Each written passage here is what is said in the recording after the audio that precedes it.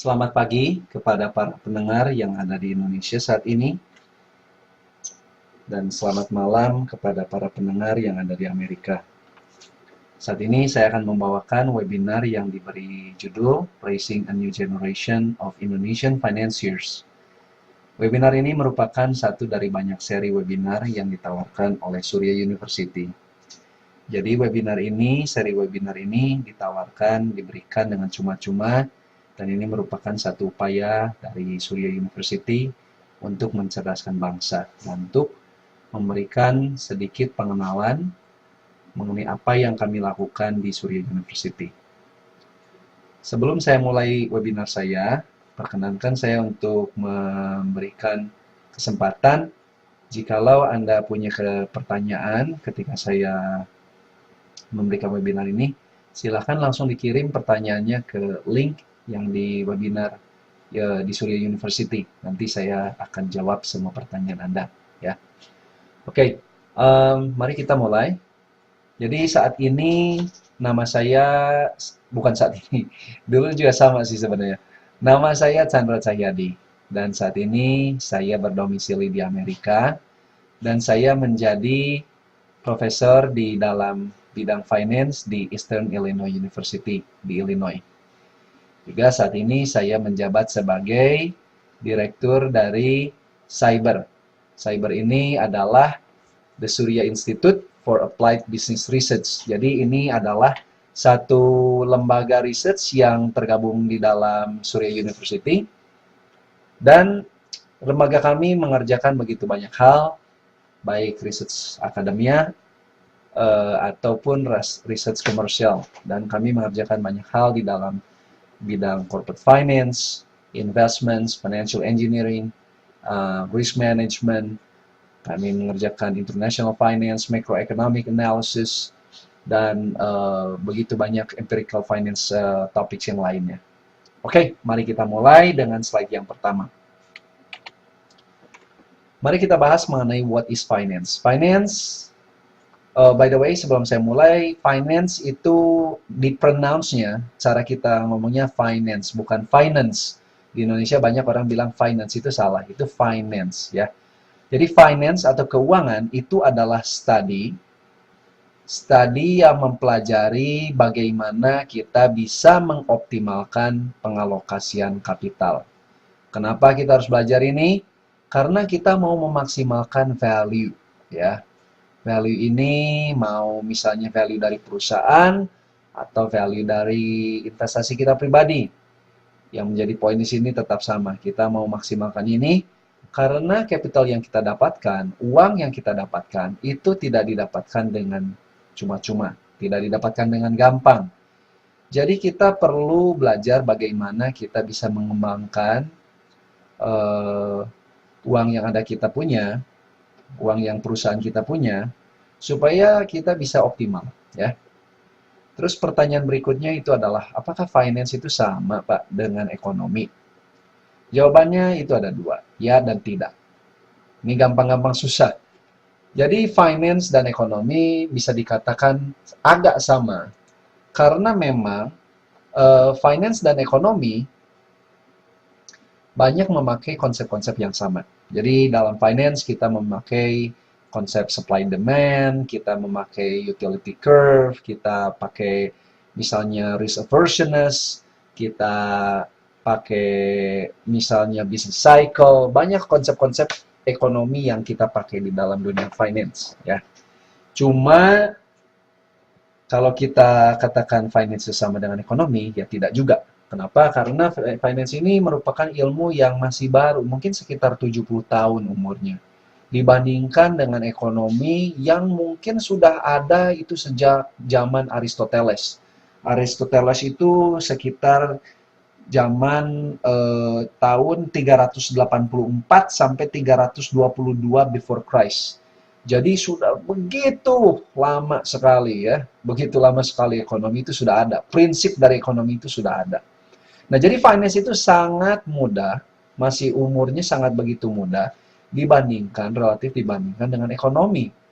Dan finance saat ini sudah menjadi ilmu yang sangat berkembang dengan pesat, ya. Begitu banyak cabang dari finance, kita bisa lihat misalnya fixed income, misalnya working capital, kita ngomong personal finance, kita ngomong corporate investments, kita ngomong derivatives, mathematical finance, behavioral finance, begitu banyak cabang dari finance. Dan begitu banyak produk-produk keuangan yang baru yang ditemukan terus misalnya yang terbaru adalah credit derivatives, ya, kayak CDO atau credit default swaps. Itu ditemukan oleh Wall Street, orang-orang di Wall Street. Jadi kita terus berusaha menemukan sesuatu yang baru, karena memang semua ini bisa dijual pada dasarnya. Jadi begitu menarik, saudara. Oke, kita masuk ke slide yang berikutnya, slide kedua. Kita mulai dengan personal finance. Personal finance di sini kalau kita lihat, ini adalah ilmu yang sebenarnya sangat-sangat simpel. Nggak perlu kita punya pengetahuan yang dalam mengenai kalkulus atau statistik yang advanced statistik, atau kita tahu teori ekspektasi atau teori random. Itu kita nggak perlu. Personal finance itu sangat mudah. Tapi personal finance ini sangat penting karena begitu banyak orang yang buta akan konsep keuangan. Ini bukan saja di negara-negara berkembang. Negara yang sudah maju pun seperti Amerika, Jerman, Inggris, Jepang. Ini begitu banyak orang-orang yang belum mengerti konsep keuangan, ya. Misalnya seperti contoh di Amerika, begitu banyak orang yang membeli mobil dengan kredit. Begitu banyak orang yang membeli barang pakai kredit card. Tapi mereka tidak pernah mengerti perhitungan masalah suku bunga. Berapa sih yang orang itu benar-benar bayar dalam bunga kredit card, itu mereka nggak tahu. Ketika saya memberitahu kepada teman-teman atau saudara-saudara yang ada di sini mengenai konsep keuangan yang sangat simpel ini, mereka terkejut. Wah, masa saya membayar uang sebanyak seperti itu? Saya bilang, ya iya, Anda membayar sudah begitu banyak uang di dalam bunga. Cuma mungkin tidak sadar. Jadi personal finance ini, sekalipun ini sangat simple, tapi ini sangat powerful. Karena apa? Karena ini bisa langsung dikerjakan, ya, dan sangat bermanfaat. Salah satu bidang dari personal finance ini adalah financial planning. Jadi ketika orang belajar personal finance, itu ketika mereka sudah bekerja dan mendapatkan income, itu mereka bisa memaksimalkan keuangan mereka, ya, dalam financial planning. Jadi mereka bisa menabung, mereka bisa investasi, dan mereka punya satu konsep yang cukup baik. Yang kedua yang perlu dilakukan adalah kita mengerti mengenai insurance, asuransi, ya. Misalnya asuransi kesehatan, asuransi jiwa. Sekarang di Indonesia, ketika saya terakhir pulang ke Indonesia, saya punya teman banyak yang sudah bekerja di bidang asuransi. Ya, jadi asuransi ini merupakan satu bidang yang sangat berkembang. Zaman dulu ketika saya masih sekolah di Indonesia, saya masih ingat kalau asuransi itu merupakan satu hal yang tabu. Ya, kalau kita menawarkan produk asuransi kepada orang, orang itu nggak mau tuh ketemu sama kita. Karena apa? Wah, ngapain kita beli asuransi? Masa saya mau ngomong saya mau cepat mati? Nah, jadi memang itu masih ada stigma, masih ada konsep yang negatif ketika orang membicarakan masalah asuransi. Tapi sebenarnya kalau kita pikirkan lebih jauh, kita mau beli asuransi, kita nggak beli asuransi, kita pikir menikmati, kita nggak pikir menikmati, pada akhirnya kita juga mati juga, ya. Kita meninggal juga. Jadi sebenarnya ini prinsip yang sebenarnya zaman dulu, yang sok kuno itu, sangat kuno. Jadi saat ini, khususnya anak-anak yang muda, yang generasi muda itu lebih mengerti mengenai pentingnya konsep asuransi. Bagaimana kita mencoba menghedge, kita mencoba memprotek keluarga kita melalui produk-produk asuransi. Jadi di asuransi ini memang juga ada produk-produk yang kita itu tidak perlu. Jadi banyak juga perusahaan asuransi menawarkan produk asuransi yang sebenarnya itu kemahalan. Nah, orang di Indonesia itu kalau kita nggak paham mengenai konsep-konsep keuangan, itu mungkin mereka lihat itu wah kayak satu produk yang sangat baik. Misalnya kita ngomong yang variable rate insurance, ya. Itu ketika kita membayar premium tiap tahun, itu ada nilai cash-nya katanya. Jadi ketika kita misalnya berhenti, ya, atau meninggal, atau misalnya, bukan meninggal, ketika kita berhenti dari membayar premi asuransi itu, setelah berapa tahun, itu ada nilai tunainya kita bisa ambil. Wah, orang seneng. Waduh, saya nggak sia-sia nih. Udah saya bayar itu, saya dapat proteksi dari asuransi, terus kita juga dapat nilai tunai. Tapi yang mereka tidak sadari, perusahaan asuransi pun nggak bodoh gitu loh. Ketika mereka menawarkan nilai tunai itu mereka sudah hitung. Dan mereka memakai probability yang sangat rendah. Sehingga sebenarnya kalau kita, jadi misalnya gini, asuransi itu ada dua. Asuransi jiwa ya, maksud saya ini asuransi jiwa. Asuransi jiwa itu ada misalnya ada dua. Yang satu itu asuransi jiwa murni. Jadi kita bayar premium, kalau kita meninggal, kita mendapatkan pertanggungan. Oke? Itu saja. Tidak ada nilai tunai. Yang kedua adalah produk asuransi jiwa yang ada nilai tunainya. Nah, setelah dihitung, begitu banyak orang yang tidak tahu kalau kita itu lebih mending daripada kita invest atau beli produk yang ada nilai tunainya, mendingan kita beli produk asuransi jiwa yang cuma mencakup asuransi jiwa tok. Dan sisanya, sisa-sisa premiumnya kita investasikan sendiri. Dan itu sangat lebih menguntungkan untuk kita pribadi. Ya, cuman banyak orang yang takut. Banyak orang yang takut. Ya udahlah, biarin perusahaan asuransi aja yang urusin ya. Nah, sekarang di Indonesia saya sangat senang kalau terakhir saya pulang, saya lihat begitu banyak orang yang sudah mengerti. Dan banyak juga orang-orang yang mulai merasa nyaman untuk investasi baik di pasar modal ataupun mereka investasi di sektor real ya. Nah, berikutnya sub cabang yang berikutnya yang saya mau bahas adalah retirement planning. Ini retirement planning sangat penting, sangat penting. Tidak ada orang yang punya keinginan untuk kerja sampai mati, itu nggak ada. Nggak ada, jarang lah ya, jarang. Jadi banyaknya orang tuh, aduh oke, saya nanti umur 60 atau umur 50, saya pengen punya waktu lebih banyak untuk keluarga, saya ingin pengen pensiun, dan melakukan hal-hal yang saya senang. Jadi retirement planning. Nah, bagaimana kita bisa mencapai goal tersebut? Bagaimana kita mempunyai uang yang cukup ketika kita pensiun? Itu pun ada studinya dalam personal finance. Sekali lagi, itu tidak sulit. Sangat simpel ya. Yang terakhir adalah estate planning.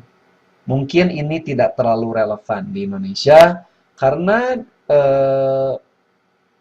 di Indonesia mungkin pengalihan harta dari orang tua ke anak itu tidak terlalu sulit. Kalau di Amerika ketika orang tua meninggal dan itu hartanya diberikan kepada anaknya, itu si harta itu estate. Estate itu adalah aset ya. Estate itu harus dikenakan pajak. Jadi estate planning ini mencakup perencanaan bagaimana supaya aset yang diberikan dari orang tua atau ditransfer dari orang tua ke anak itu seminimal mungkin tidak kena pajak. Tapi tentu saja kita ngomong dengan cara-cara yang legal ya, cara-cara yang tidak melanggar hukum. Karena di Amerika kalau ada yang orang misalnya curi-curi nih, sembunyi-sembunyi, itu hukumannya sangat berat. Oke? Nah, jadi sekali lagi personal finance ini sangat simple, tapi juga sangat populer. Di Amerika ada yang namanya gelar yang disebut CFP.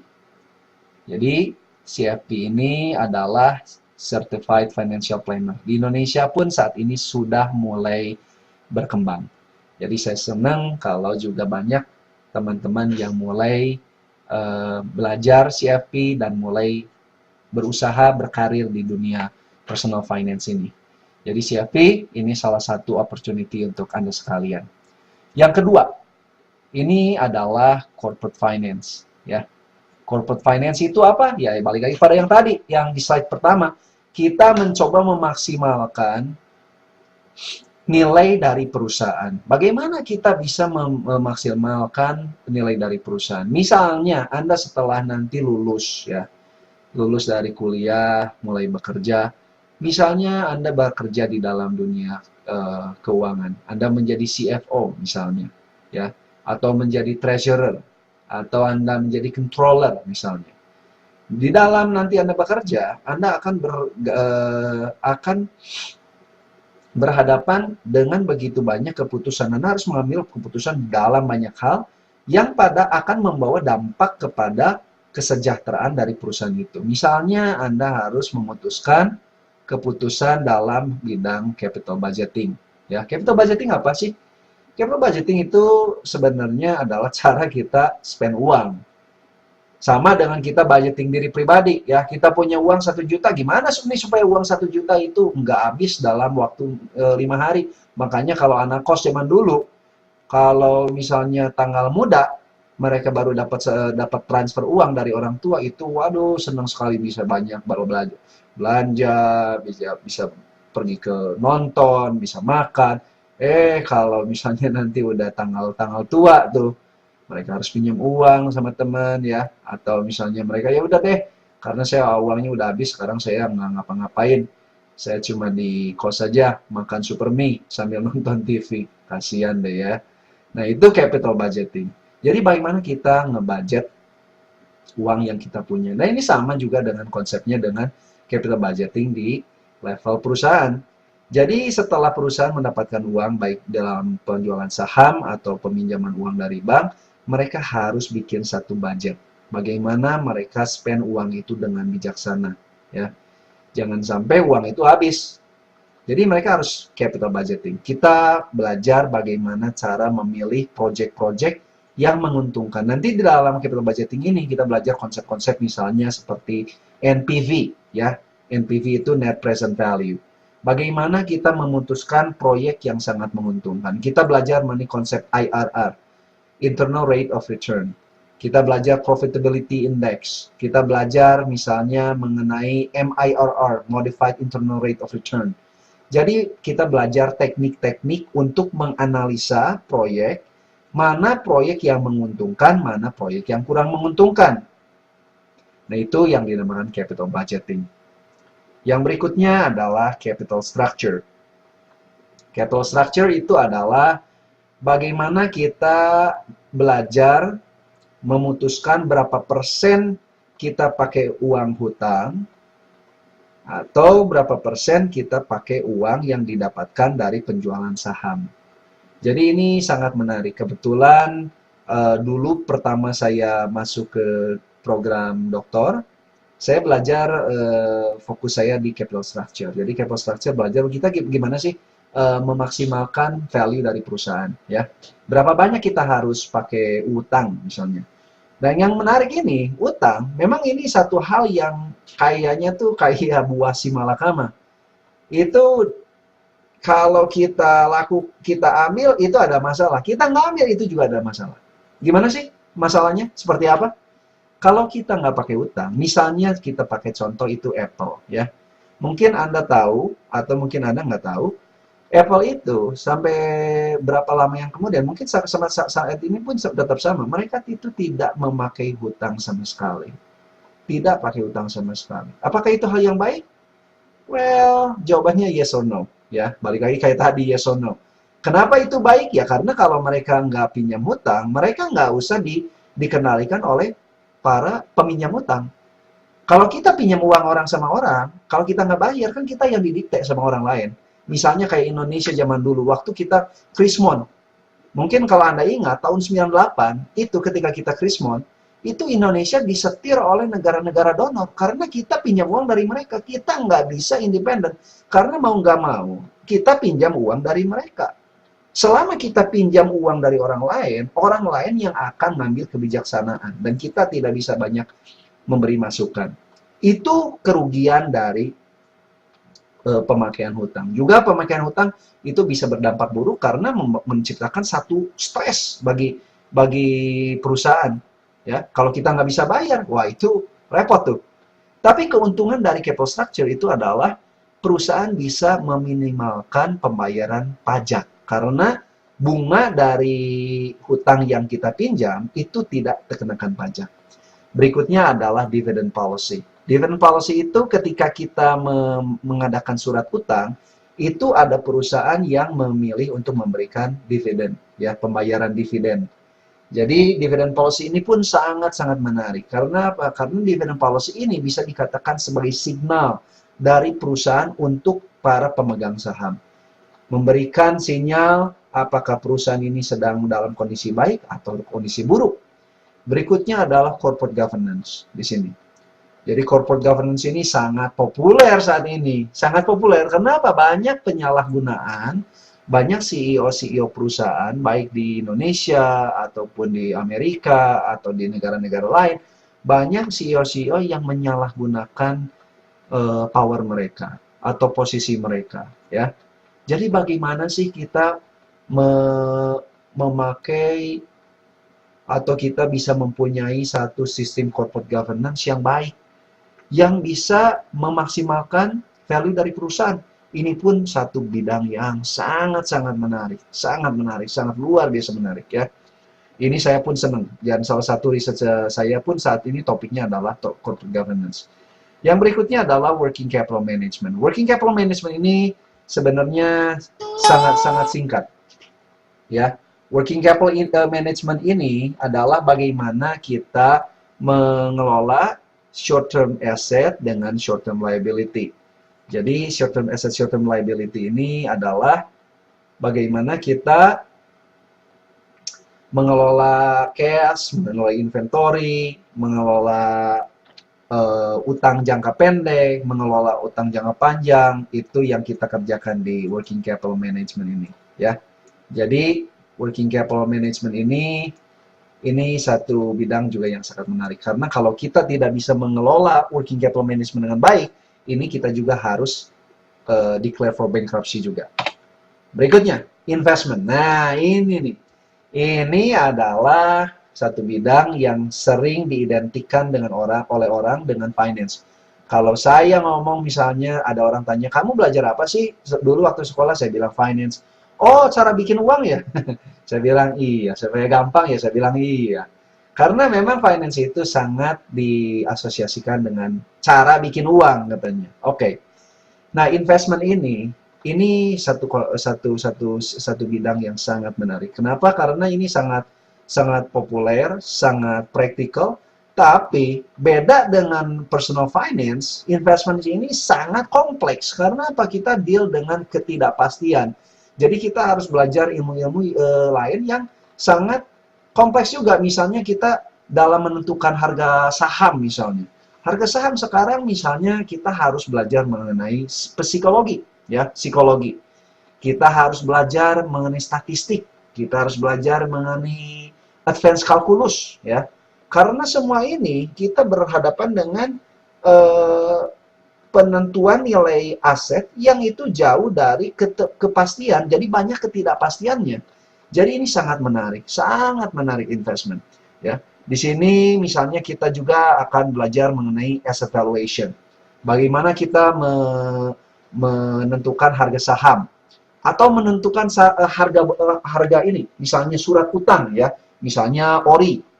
Obligasi retail Indonesia ya yang dikeluarkan oleh pemerintah atau surat utang yang dikeluarkan oleh perusahaan. Bagaimana kita menghitung harga dari itu atau bagaimana kita menghitung suku bunga ya. Jadi ini satu hal yang menarik. Misalnya kita menghitung nilai dari swap, kita menghitung nilai futures, nilai forward, nilai aset-aset yang lainnya. Bagaimana kita menilai aset-aset seperti itu atau misalnya real estate, misalnya gimana nih kita ngitung misalnya portfolio yang isinya itu mortgage-backed securities. Banyak sekali yang kita bisa lakukan di asset valuation ini. Yang berikutnya itu adalah portfolio management. Portfolio management itu sangat menarik karena portfolio management ini berkecimpung dengan bagaimana kita bukan saja meningkatkan keuntungan, tapi juga kita memanage dari resiko. Bagaimana kita mengurangi resiko tanpa kita mengurangi return dari aset kita. itu ada teknik-tekniknya. Misalnya salah satu dengan cara diversifikasi. Diversifikasi itu seperti apa? Ini biasanya nanti kita akan belajar mengenai konsep-konsep diversifikasi, baik konsep diversifikasi yang zaman dulu ataupun yang paling terbaru, ya, paling terbaru. Yang saat ini saya juga ada beberapa penelitian dalam portfolio management ini, dan ini sangat menarik juga nih yang ini. Yang berikutnya ada alternative investment, ya. Alternative investment ini sekarang juga lagi naik daun, misalnya komoditas, ya. Bagaimana kita price misalnya futures dari jagung, kalau di Amerika itu ada jagung itu dijual, atau misalnya ham, ya, ham yang kita makan di dalam sandwich itu ada komoditasnya di Amerika. Atau orange juice pun ada di Amerika, itu komoditasnya diperjualbelikan. Atau listrik, atau gas bumi, itu pun ada komoditasnya. Jadi kita memperjualbelikan hak untuk jual beli komoditas. Berikutnya, subcabang yang berikutnya adalah financial institutions. Financial institutions ini bergerak misalnya mengenai bank, bagaimana kita mengelola bank, ya. Atau kita bagaimana mengelola misalnya pension funds. Pension funds di Amerika itu sangat populer, karena setiap orang yang bekerja di Amerika, itu ada hukumnya kalau perusahaan itu harus memberikan dana pensiun. Jadi dana-dana pensiun ini dikumpulkan oleh para perusahaan, dan mereka memberikan dana pensiun itu setelah mereka kumpulkan, itu mereka berikan kepada satu perusahaan untuk dikelola. Ya. Jadi pension funds ini mereka harus bisa menginvestasikan uang yang sudah mereka terima dari perusahaan-perusahaan dan melipat gandakannya. Jadi pension funds ini juga satu hal yang menarik. Yang berikutnya adalah venture capital atau VC, ya, VC, venture capital. Venture capital ini adalah orang mengumpulkan dana, misalnya saya dengan 3 orang teman yang lainnya, kita kumpulkan uang, ya, misalnya 1 juta, 1 juta, 1 juta, 1 juta. Jadi kita mengumpulkan uang 4 juta nih total. Uang 4 juta ini ditanam nanti di perusahaan yang kita anggap itu bakal menguntungkan. Atau kita misalnya membiayai seseorang yang punya ide bagus, ide bisnis bagus, tapi mungkin mereka kesulitan keuangan. Kita bisa invest di sana. Jadi ini yang dinamakan venture capital. Yang berikutnya adalah hedge funds. Hedge funds sekarang sedang naik daun. Hedge funds di Amerika ini sedang naik daun. Kenapa? Karena hedge funds ini, sebentar, ini ada masalah.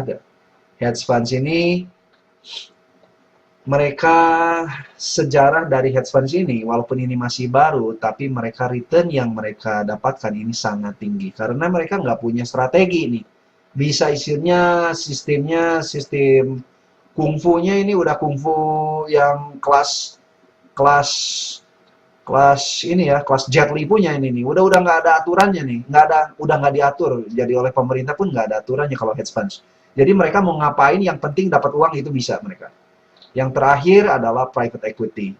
Private equity ini biasanya mereka setelah mengumpulkan uang dari investor, mereka akan menanamkan uang ini untuk menanamkan uang ini ke perusahaan-perusahaan yang sedang mengalami kesulitan. Mereka beli perusahaannya, mereka benarkan, dan mereka akhirnya jual kembali. Salah satu yang mungkin Anda tahu adalah calon presiden Amerika yang terbaru, Mitt Romney. Dia itu juga terlibat di dalam private equity, ya. Private equity, Bain Capital. Jadi dia memperbaiki perusahaan-perusahaan, dia jual lagi. Dia perbaiki perusahaan, dia jual lagi. Jadi mendapatkan keuntungan ketika dia jual perusahaan-perusahaan tersebut. Oke? Oke, kalau ada pertanyaan jangan sungkan kirim langsung, ya. Nanti saya akan bahas. Oke, kita masuk ke slide berikutnya. Risk management. Ini bagaimana kita mengelola resiko. Zaman sekarang ini, waduh, resikonya makin banyak. Hari ini pasar saham naik, besok turun, ya. Atau harga emas dulu turun, sekarang naik, terus turun lagi, sekarang naik lagi, turun lagi. Jadi resikonya itu sangat berfluktuasi, Return itu sangat berfluktuasi. Jadi risk management ini sangat menarik karena zaman sekarang makin tidak bisa diprediksi. Jadi kita memakai produk-produk derivatif, ya. Produk derivatif seperti option, kita pakai swaps, atau pakai forward contract, futures contract untuk mengelola, manage dari resiko tersebut. Oke? Berikutnya adalah public finance. Public finance itu adalah finance yang berhubungan dengan pemerintah.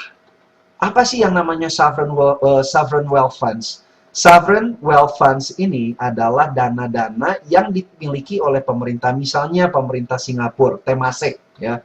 Temasek punya uang begitu banyak karena pemerintah Singapura itu punya uang banyak sekali, ya. Pemerintah Cina, waduh, itu sih nggak ketulungan banyaknya, ya. Mereka punya surplus surplus uang itu banyak sekali. Jadi apa yang mereka lakukan supaya uang itu tidak tinggal diam, supaya uang itu bisa dikembangkan, bisa berbunga, bisa dilipat gandakan. Itu caranya seperti apa sih? Nah, itu berhubungan dengan sovereign wealth fund. Sebenarnya ini sama juga. Ini cara investment, ya. Cuman ini skalanya jauh lebih besar. Yang tadi kita ngomong ke skala individu, skala perusahaan, ini sekarang skala negara, ya. Jadi mungkin sekarang ya ini udah hitungannya udah bukan million, bukan billion, tapi mungkin udah trillion di sini nih, sovereign wealth funds ini. Jadi sangat powerful. Nah, yang berikutnya adalah financial economics. Financial economics adalah kombinasi dari ekonomi dan finance yang mempelajari mengenai interaksi dari variabel-variabel financial, ya. Jadi kita belajar mengenai, misalnya mengenai interaksi dari corporate finance dengan investment, corporate finance dengan corporate governance. Jadi banyak sekali hal yang dilakukan di sini. Financial economics sekali lagi ini juga sangat-sangat menarik, sangat menarik, sangat menarik. Ya. Berikutnya adalah financial engineering. Financial engineering ini adalah aplikasi yang ilmu yang bisa langsung diaplikasi. Jadi ini sifatnya applied. Ini menggabungkan finance, ekonomi, matematik, dan juga programming. Jadi kalau Anda tertarik di dalam financial engineering, saya menyarankan untuk Anda mulai belajar konsep finance, ekonomi, matematik, dan pemrograman. Karena apa? Financial engineering ini sangat kompleks, ya. Sangat kompleks. Misalnya kalau menghitung finance, misalnya kita ngomong finance, itu mungkin sekarang yang instead of misalnya kita punya probability-nya cuma 2 kemungkinan, kita ngomong misalnya jutaan kemungkinan. Jadi itu sudah tidak bisa dihitung secara manual, dan itu kita harus pakai pemrograman, ya. Misalnya kita melakukan Monte Carlo atau kita menghitung VAR, itu banyak sekali, itu kita pakai financial engineering, kita harus pakai programming. Berikutnya adalah experimental finance. Experimental finance itu hampir sama dengan behavioral finance. Tapi experimental finance itu kita menciptakan controlled environment. Jadi kita mengadakan percobaan-percobaan di lab. Kita pakai orang, memang kalau zaman dulu, kalau kita ngomong lab itu selalu mikirnya, wah ini kita akan bedah kelinci atau bedah tikus. Sekarang di Amerika itu banyak lab-lab yang objek dari penelitian itu adalah manusia. Kita mempelajari apa yang diputuskan oleh manusia di dalam satu kondisi tertentu, ya. Ini saya juga dulu pernah terlibat dalam satu proyek yang mempelajari bagaimana manusia mengambil keputusan dalam masalah lotre dulu. Itu sangat menarik juga. Jadi banyak dalam experimental finance ini kita menemukan hal-hal yang tidak sesuai dengan teori finance yang zaman dahulu, ya. Jadi kita harus mengadakan adjustment. Kita harus memodifikasi teori-teori yang zaman dulu supaya teori finance itu tetap menjadi relevan, tetap menjadi applicable, bisa diterapkan untuk mengakomodasi kelakuan manusia yang makin lama tuh makin kompleks. Oke? Nah, itu experimental finance. Behavioral finance, ini bedanya dengan experimental finance, ini dalam behavioral finance, ini kita tidak terlalu pusing dengan masalah menciptakan simulated environments ini nih. Jadi dalam behavioral finance ini kita lihat aja langsung di market itu orang seperti apa. pengambilan keputusan daripada investor itu seperti apa. Kalau mereka mau misalnya mau investasi di pasar saham, itu seperti apa kelakuannya, ya. Jadi itu studi adalah cara ilmu yang mempelajari bagaimana behavior dari manusia, tindakan dari manusia itu mempengaruhi pengambilan keputusan, ya. Ini pun sangat menarik. Oke, ini time value of money. Mungkin di sini saya tidak punya terlalu banyak waktu, tapi ini kalau saya lihat ini saya bahas secara singkat saja lah. Compounding discounting ini rumusnya sangat sederhana. Future value equals present value times 1 plus R raised to the T power. Oke. Nah, misalnya contohnya, CIMB Niaga misalnya, 1 bulan bunganya 5,5%. Ini saya ambil dari data dari kontan per Oktober tanggal 19, 2012. Ya. Kalau kita misalnya mau deposit bisa 1 juta rupiah saat ini, berapa sih duit yang kita punya dalam waktu 10 tahun? Nah, itu gampang. Ini pakai aja rumus ini nih. Present value-nya berarti 1 juta, R ini di sini adalah interest rate, jadi 5,5%, 1 tambah 5,5%, 1,055, T di sini adalah jumlah dari tahun. Tahun di sini adalah 10 tahun. Jadi, 1 juta dikali 1,055 dipangkat 10, ya. 1,055 pangkat 10. Kalau Anda punya kalkulator saat ini, 1,055 pangkat 10 kali 1 juta nih, itu jumlahnya 1,7 juta, 1.700.000 lebih, ya. 1.708.144. Jadi kalau Anda punya uang 1 juta saat ini nih, Anda akan punya uang sekitar 1.700.000 dalam waktu 10 tahun. Tapi tentu saja bunga ini kan terus berubah, ya.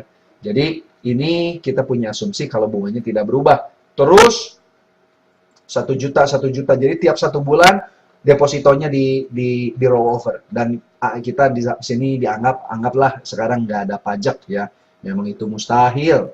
Mustahil kita nggak bayar pajak. Tapi anggap aja deh, saat ini kita nggak usah bayar pajak. Nah, kalau itu terjadi, kalau kita tidak bayar pajak, dan bunganya adalah 5,5% per tahun, maka dalam 10 tahun, uang 1 juta kita punya saat ini dan kita investasi saat ini akan menjadi 1,7 juta.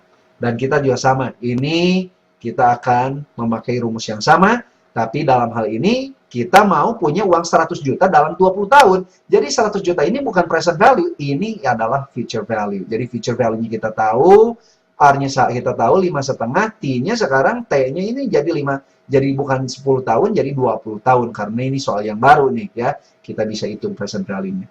Oke, saya nggak akan bahas terlalu banyak, karena kita waktunya nggak banyak di sini. Kita masuk ke slide berikutnya. Aplikasi dari time value of money, ini misalnya kita bisa, Anda bisa langsung lakukan saat ini. Misalnya, nih, kalau Anda mau beli asuransi jiwa, kalau Anda mau beli asuransi jiwa, Anda sekarang sudah bisa hitung asuransi mana yang paling baik. Anggap, sekali lagi di sini kita anggap, kalau semua perusahaan asuransi itu sama baiknya, nggak akan bangkrut misalnya, ya. Kalau semua perusahaan asuransi itu sama-sama bonafit, ya. Kalau semua perusahaan asuransi itu sama-sama bonafit, itu kita bisa hitung mana perusahaan yang memberikan, ya, benefit yang paling bagus, yang paling menarik. Itu kita bisa hitung. Oke? Alright. Pertanyaan berikutnya adalah bagaimana kita menghitung harga saham yang paling fair, yang tidak terpengaruh apa-apa dari bumi misalnya. Sekarang pertanyaannya, bisa nggak kita pakai time value of money nih untuk hitung harga saham? Ya bisa aja. Tapi itu kita harus memakai banyak asumsi. Asumsinya misalnya kita tahu cash flow dari bumi, perusahaan bumi. Itu kan kita susah, kita hitung. Sekarang bumi tahun ini misalnya keuntungan perusahaannya berapa? Tahun depan berapa? 2 tahun dari sekarang berapa? 3 tahun. Dan kalau kita mau tahu sampai misalnya ke 100 tahun ke depan, itu kan susah banget gitu kan. Makanya penghitungan saham itu susah, karena bukan karena kita nggak punya metodenya, tapi itu karena kita tidak tahu cash flow yang ada di depan. Dan juga ada masalah yang lebih besar lagi. Saat ini, harga saham itu bukan saja bisa dihitung secara matematik, tapi harga saham itu juga dipengaruhi oleh sentimen daripada investor. Ya, misalnya contoh, misalnya perusahaan bumi ini saat ini misalnya pemegang saham yang dari Inggris, dia melepaskan kerjasama dengan bumi, investor jadi panik. Waduh, ini gimana nih? Karena investor panik, mereka jual saham mereka. Ketika mereka menjual saham mereka, apa yang terjadi? Harga saham menjadi turun. Tapi harga saham menjadi turun itu bukan gara-gara cash flow di depan itu jadi turun, tapi karena ada faktor emosional dari investor yang negatif. Jadi menyebabkan harga saham ini menjadi turun, ya, menjadi turun. Nah, jadi walaupun kita tidak tahu harga stok bumi yang sebenarnya, karena harga ini bukan saja dipengaruhi oleh juga nilai dari stok tersendiri, tapi juga dari nilai emosi dari atau sentimen dari investor. Tapi minimal kita punya satu gambaran ya, bagaimana kita bisa menghitung harga saham dari PT Bumi. Oke? Yang berikutnya adalah misalnya kita bagaimana sih menghitung expected value dari 1 gram emas di dalam waktu 5 tahun. Sama kita bisa pakai time value of money. Dan kita akan asumsi misalnya volatility di belakang ya. Terakhir adalah bagaimana sih kita menghitung harga dari ori. Ya. Ini obligasi retail Indonesia nih yang dikeluarkan pemerintah. Itu kita bisa hitung.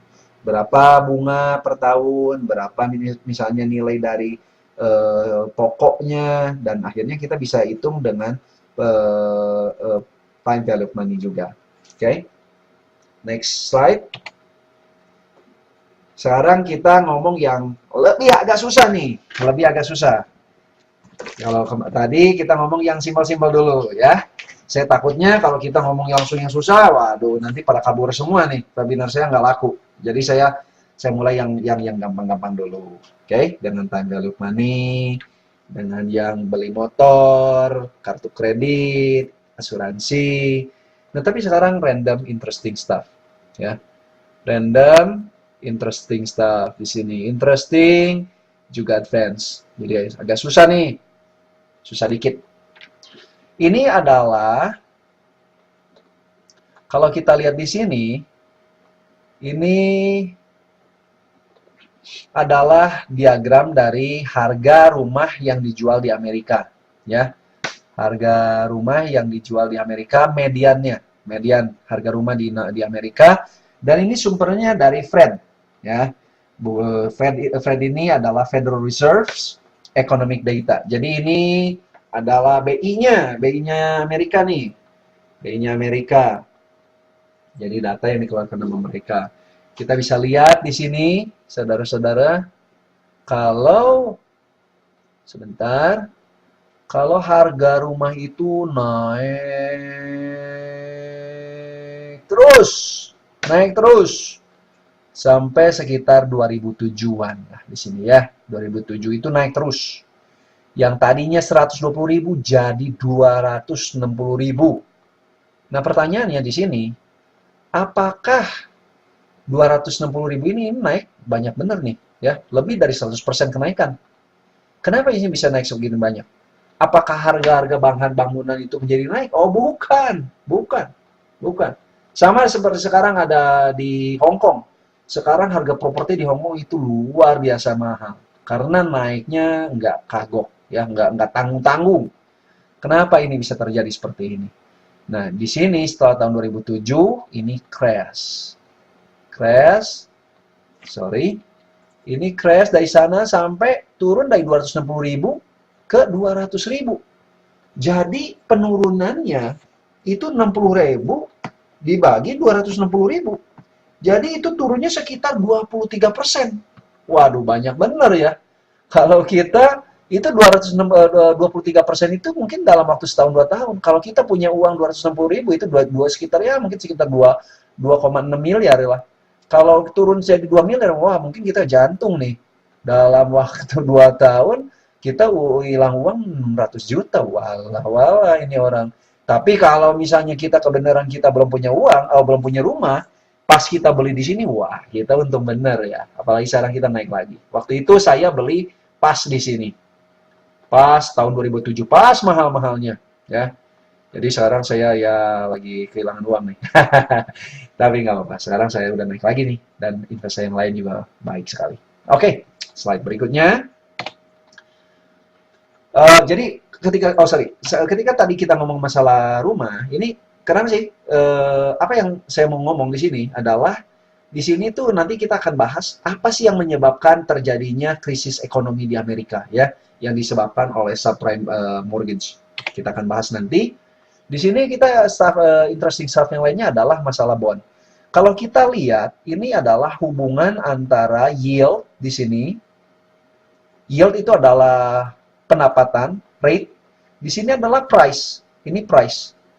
Jadi ini harga dari bond di sini yang X axis X ini adalah yield. Kalau ini vertical line ini adalah price dari bond. Ini bentuknya tuh seperti convex, ya, convex, garis convex. Nah, tapi ketika kita mempunyai MBS, kayak kita mempunyai satu call option, itu yang tadinya seperti begini, sekarang berubah menjadi ada negative convexity di sini. Menjadi negative convexity. Jadi di sini, poin sini sampai sana itu tetap convex, tapi mulai dari sini sampai ke sini, ini menjadi berbalik, menjadi convexity. Ini adalah konsep yang sangat-sangat luar biasa dahsyat. Ini yang menjadi masalah di dalam hedging dari MBS yang tidak bisa di-hedging dengan instrumen financial yang tradisional. Jadi ini merupakan salah satu penyebab dari krisis ekonomi zaman 2008 juga. Oke. Nah, berikutnya ini banyak. Saya ingat dulu waktu saya dulu kuliah teknik sipil waktu S1. Saya ingat waktu selesai saya kuliah, saya mau kerja di Jakarta, ya. Waktu itu saya udah mulai agak seneng-seneng tuh sama finance, dikit-dikit lah. Tapi waktu itu sebenarnya saya seneng-seneng sama marketing. Waktu itu saya ditawarin di perusahaan futures. Waduh, saya tuh apa sih futures, apa sih forward? Dia bilang, wah kamu kerja deh sama kita, nanti gajinya gede. Nggak taunya saya harus jualan waktu itu. Saya nggak jadi. Akhirnya saya nggak jadi. Tapi kalau kita lihat, sebenarnya kalau futures dan forward yang tujuan utama di Amerika itu adalah untuk meng-hedge, ya. Bagaimana kita memproteksi baik investasi kita atau kita mau bikin untung. Nah, di sini, ini adalah yang dinamakan straddle. Dalam straddle ini, saya beli satu kontrak dari call option dan beli kontrak dari satu put option. Ya, ini call option, ini put option. Oke? So, ini yang di sebelah kiri, ini melambangkan put. Ya. Ini yang dinamakan call option. Oke? Kalau kita sambungin, ya kayak ginilah yang apa tuh? Yang produk akhir profitnya tuh seperti ini. Jadi kalau harga saham, misalnya exercise price-nya itu 35. Aduh. Sorry. Misalnya kalau harga saham itu 35, kita bakal rugi ini di sini karena kita udah keluar premium. Tapi kalau misalnya harganya melejit ke 45, kita jadi untung. Atau kita misalnya harganya turun, kita jadi untung. Jadi di sini poin yang saya mau bikin adalah apa? Ada instrumen keuangan yang memungkinkan kita untuk mengambil keuntungan ketika harga saham itu tidak menentu. Jadi kalau kita memprediksi bahwa harga saham itu akan turun jauh di depan atau akan naik di depan, kita akan mengambil strategi ini, ya. Kita akan mengambil strategi long straddle. Tapi ada juga yang namanya short straddle. Sorry, di sini sebentar. Jadi kalau short straddle itu nanti bentuknya seperti ini. Jadi kita akan untung kalau si harga harga dari stok itu tidak jauh dari 35. Kalau di sini kita untung, kalau terlalu banyak ke sini atau terlalu jauh ke sana, itu kita rugi, ya. Jadi ini tergantung dari prediksi.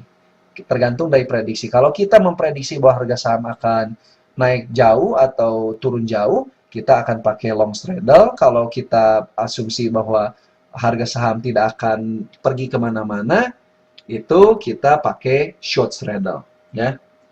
Nah, ini yang berikutnya adalah volatility dari VIX. Ini di Amerika ada volatility. Jadi volatility itu adalah ketidakpastian. Jadi kalau itu dihitungnya dengan standar deviasi dari return, ya.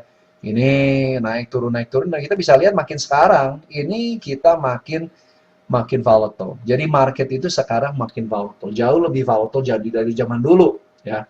Dari zaman dulu. Oke, berikutnya. Jadi banyak orang di Indonesia bilang, wah udah deh, kita sekarang trade ini aja deh, trade futures contract. Kita dapat uang, bener nggak? Ya bener lah.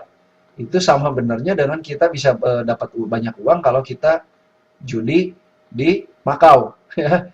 Ya bisa nggak kita dapat uang banyak dari judi di Makau? Ya bisa, tapi kemungkinan kalahnya pun banyak banget. Gede bener ya. Jadi sebenarnya futures contract ini bukan didesain untuk kita spekulasi. Bisa kita bikin spekulasi? Ya bisa.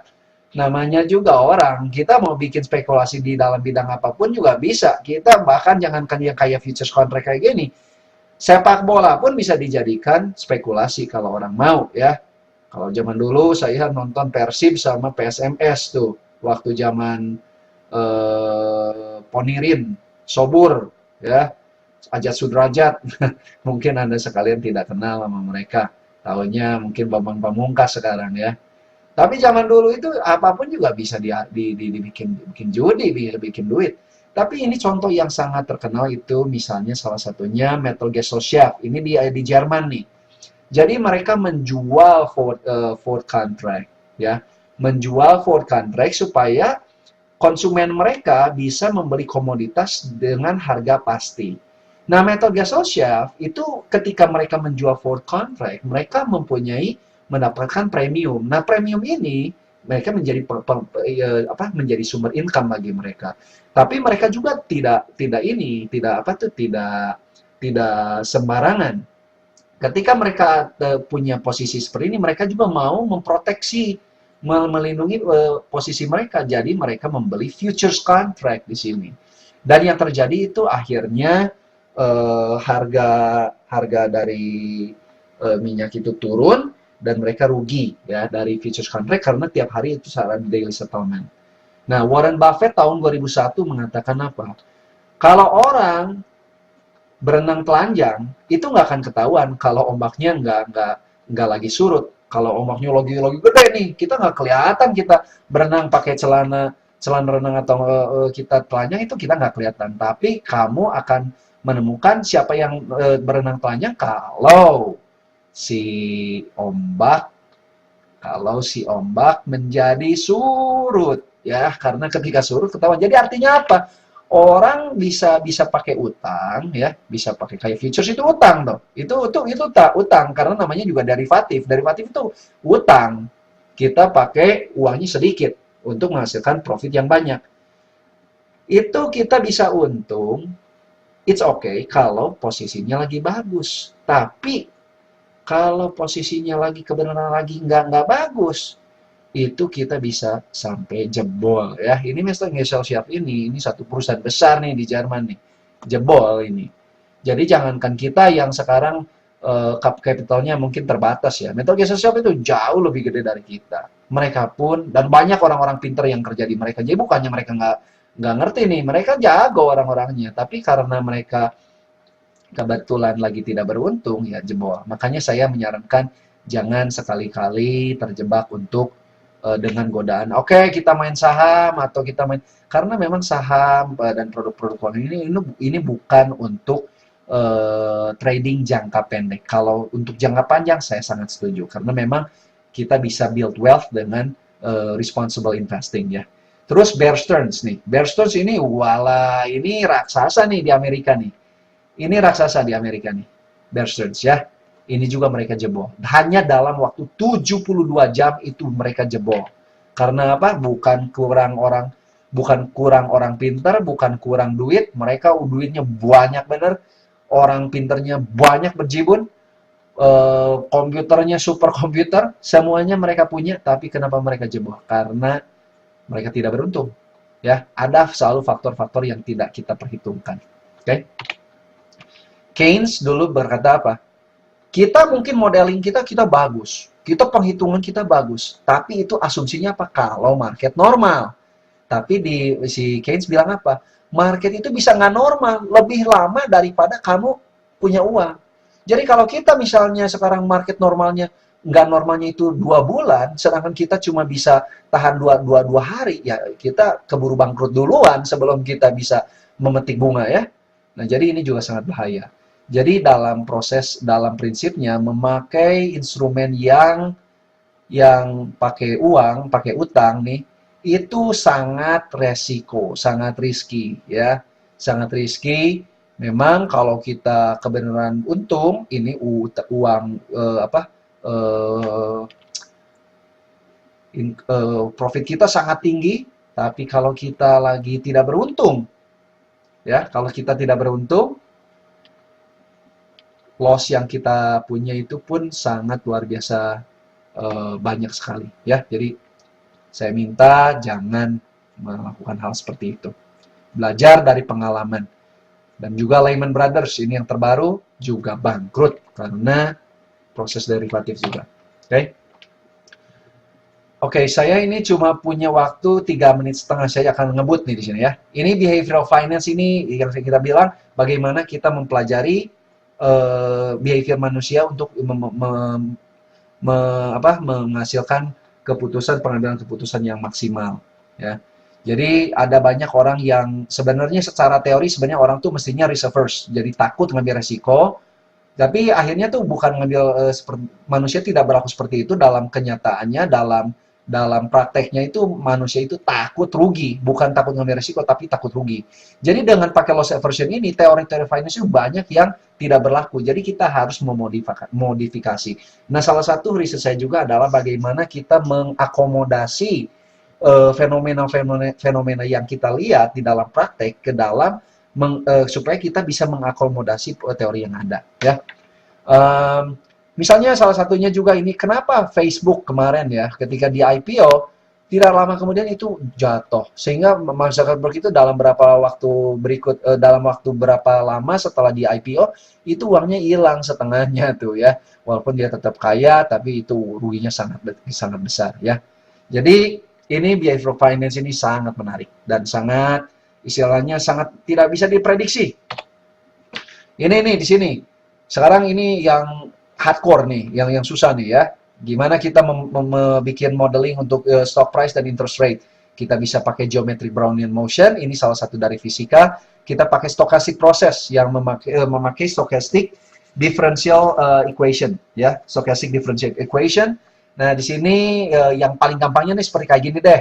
Ini. Jadi change di dalam perubahan dalam suku harga stok itu ada prosesnya nih. Yang diproses di sini ini yang DWT ini adalah Brownian motion. Ini adalah winner process ya. Jadi kita pakai rumus dan kita lihat bagaimana menentukan harga saham ya. Kita juga akan memakai Ito-Lema di sini, Ito-Lema, dan di sini kita mendapatkan rumusnya DST sama dengan mu ST dt plus sigma ST dBT di dalam bentuk diferensial. Kalau dalam bentuk integral ini seperti ini.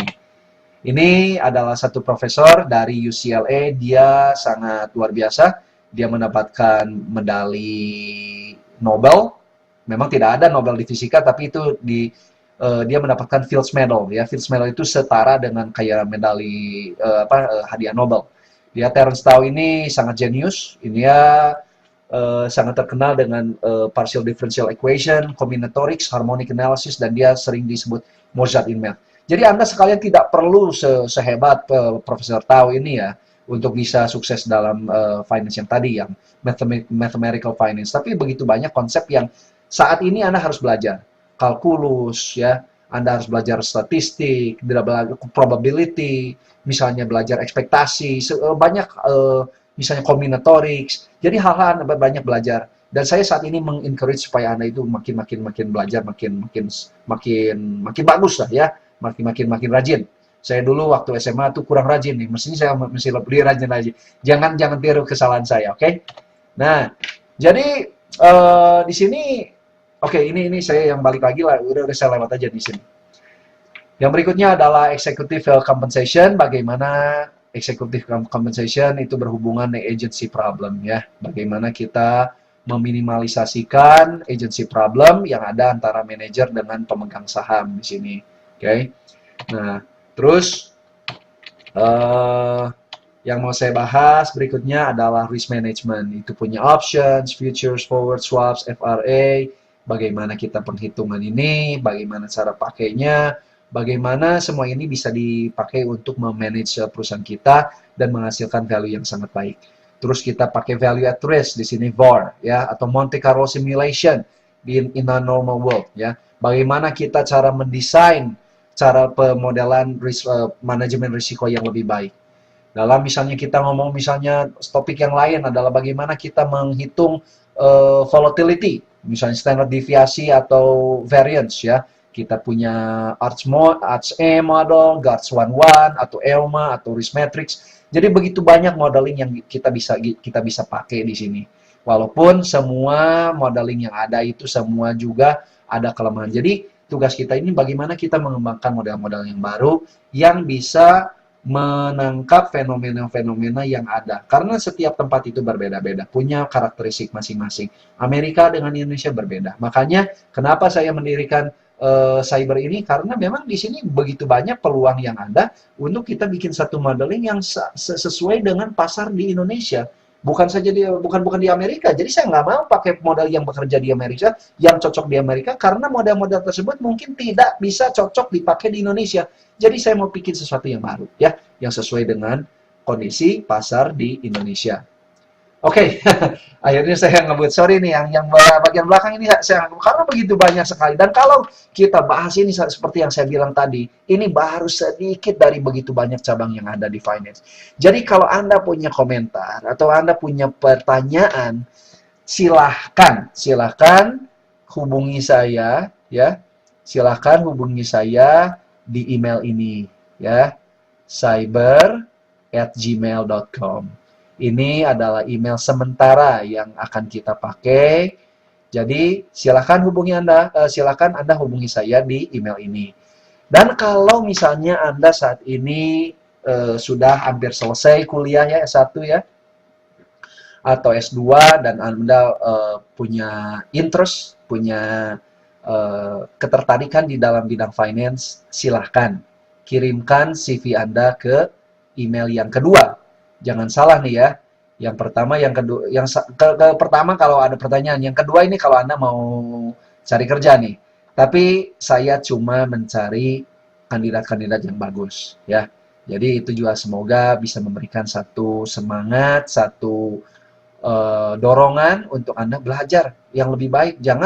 Memang saya mengerti waktu dulu kuliah banyak gangguan ya, banyak distraksi, gimana kita main. Tapi kalau kita saat ini punya tujuan, kalau kita tahu di depan kita mau ngapain nih, dan semoga webinar ini memberikan Anda satu motivasi ke sana. Anda akan belajar dengan jauh lebih sungguh-sungguh dan ada satu kesungguhan yang luar biasa ya. Jadi kalau Anda misalnya tertarik dan punya satu prestasi yang baik, silahkan kirim CV Anda ke sini dan nanti saya akan lihat ya. Dan kalau misalnya Anda masih di kuliah, silahkan hubungi saya juga kalau Anda mau magang internship di sini. Oke? Sekali lagi, saya sangat senang sekali bisa bertemu dengan Anda di udara. Saya akan ke Indonesia bergabung dengan secepat-cepat mungkin. Dan selama ini, in the meantime, kalau misalnya ada pertanyaan, ada apa, silahkan hubungi saya. Nanti kita bisa bicara lewat email, atau lewat Skype, atau lewat Gtalk. Banyak sekali cara yang kita bisa lakukan ya.